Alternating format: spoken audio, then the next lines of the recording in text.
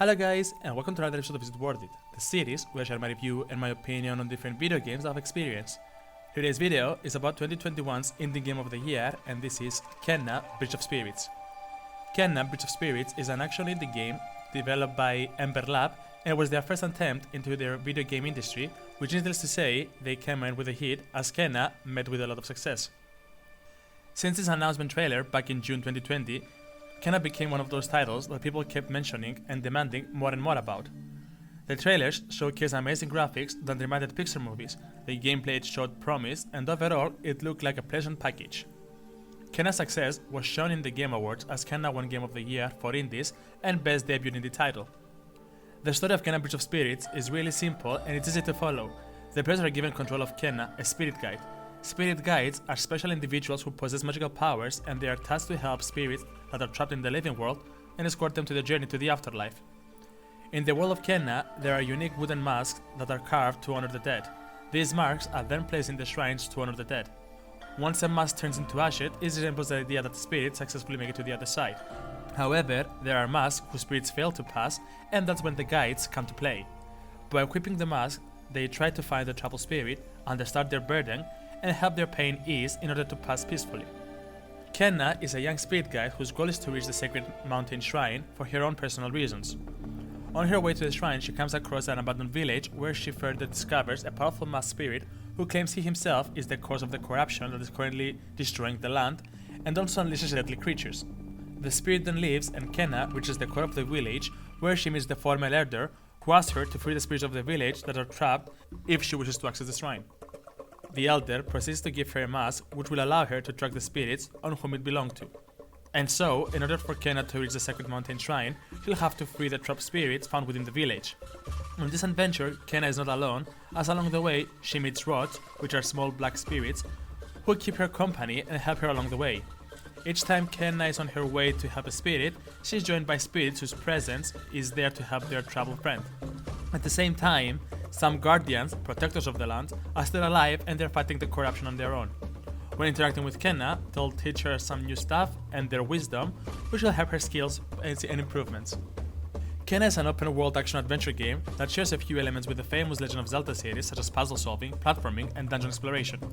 Kena begins her journey with very little abilities, but during her adventure she gains a few more. Kena begins her journey with a few platforming abilities such as jump, double jump, sprint, and roll. In combat, she can use her staff for both light attacks and heavy attacks, which take more time to charge but deal more damage to the enemies.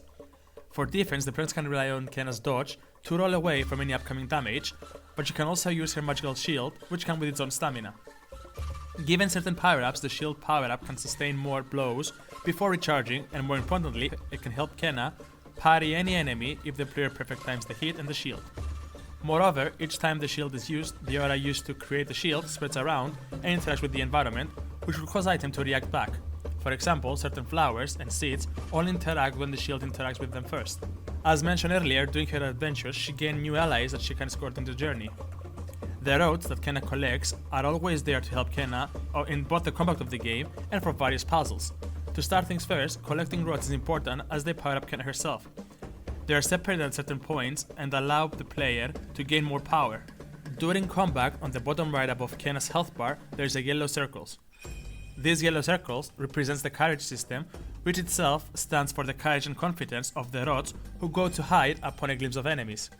Each time a set of rods is gathered, more circles become available. When Kena deals damage to the enemies, the circles slowly fill themselves, but she can also instantly gain a complete circle by killing enemies whose name has a circle or hitting enemies on their weak points. How it works is that the enemies will drop yellow circles and Kena will have to walk on them or cast her shield energy. The circles can be spent to command the rods to do a certain task. Kena can also use the rods to flowers to release healing aura, to heal Kena, or to purify the core or a corrupted area in order to cause the explosion with her shield energy, or with an arrow. Last but not least, Kena can use her friend to cause some serious damage as all the weapons can be empowered. This combines a certain attack with a yellow circle. Kena has 3 weapons that she can use for puzzles and in combat. Her starter weapon, which is a staff, a speed bow, which she can use for long range attacks, and her mana bobs, which can also be used in distance. All the weapons have certain power-ups and charge attacks that are always stronger than the actual blows, but always require more charging. The game's combat is fast-paced and requires the player to stay focused. it is important to note how the game has some really cool boss fights.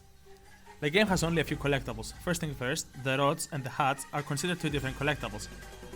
A collectible that boosts Kenna's status is the meditation spots that are able to increase the life bar of Kenna. The last type of collectible are the mails that Kenna can find when exploring. When she fights one, she can return to the village and place inside the mailbox in order for the village to unlock further areas. Overall, Kenna Bridge of Spirits is an interesting game filled with adventure, smooth animations, and great combat. It has a lot of things to keep the player occupied, whether it's to find all the rods, all the mails, or simply to all the meditation spots. The only major drawback of the game is Kenna herself. Although the world is nice and all the NPCs are interesting characters and well developed, Kenna gets almost nothing. The only development she receives is near the end, which is also extremely late.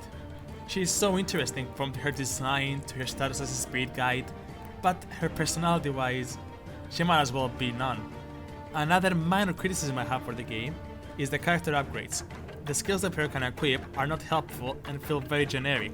Updates like +1 arrow or dash hit don't feel rewarding enough, and honestly, they might as well been there from the beginning. I hope you guys enjoyed the video. If you did, please leave a like and subscribe. Tell me in the comments below what are your thoughts on the game and whether or not you're gonna play it. If you're still not sure, you can check my website link below for more information about the game. Till then, take care, and I'll see you all on the next one. See ya!